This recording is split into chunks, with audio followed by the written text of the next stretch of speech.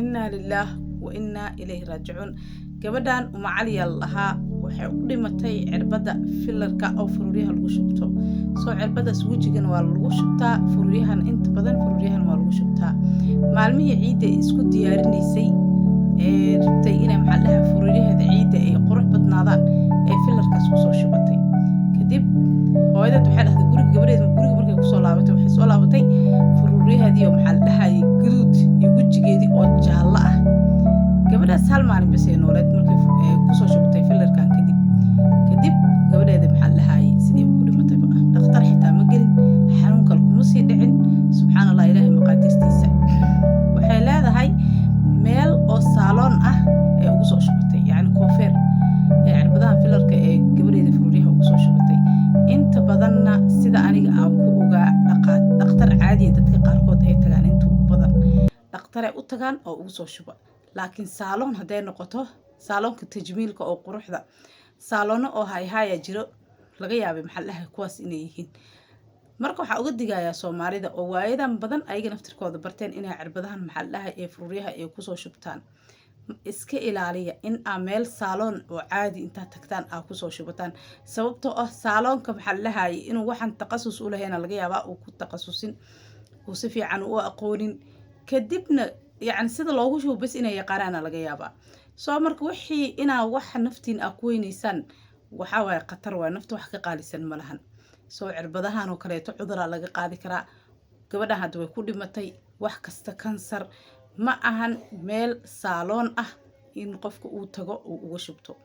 Waxaa u fiican inuu qofka dhakhtar u tago oo ku taqasusay cirbadaha filarka ah, si qofkaas loogu sameeyo qiimeen faruuryihiisa inta ay qaadan karaan. Xitaa iskaga shub ma ahan dad qaarkood inta lagu shubo waxaan ku dhahay faruuryihi ka xumaadeen, faruuryo waaweyn badanoo foolxumo ay ka noqdeen. Soo in la qiimeeyo qofka inta uu u baahan yahay, yacni ee faruuryahaas ay la ekaadaan wax kasta qiimeen iyo waxay u baahan yihiin taxaddar. Soo dhakhtar ku taqasusay ayaa fiican. Soomaalida waayadan badan zaaid ay usoo badanayaan gabdhaha Soomaalida inay ayaga naftirkooda ay cirbadahaas ee filarka ee faruuryaha ku shubtaan. Xitaa gabar Soomaaliya joogta aa arkay dhihiisi xayeysiin inaa u sameeyo dartiisa aa la iigu shubay faruurtina gabadhii faruurtiya soo dheeraatay foolxumay kasii qaadayba. Marka waxaa khatar ah wax aa qurux ka raadinaysid inaa haddana foolxumo kasii qaadid. Gabadhaas ayadoo weji yareed, Soomaalida waxay dhahayeen Queen Dolia lahaa, gabadhii oo weji yareed oo wejigeeda iska yaraa ilaahay maqaadirtiisa waxaa loogu shubay filar badan, kuley waa laga badiyaa u maleynaa. Markaasaa gabadhii waxaa kasoo harayba faruuryo bas. Marka waa idinkaga digayaa cirbadahan filarka ah in aad meel kasta aad intaa tagtaan aa ku soo shubataan, ama inuu qof idin xayeysiin sida gabadhan Queen Dolia ku dhacdo kaleeto xayeysiin u samee ledin dhaho oo ku soo shubataan, kadibna foolxumo aa kasii qaadaan ama cudur. Foolxumada wallaahi waxaa ka daranba cudurka ka daran.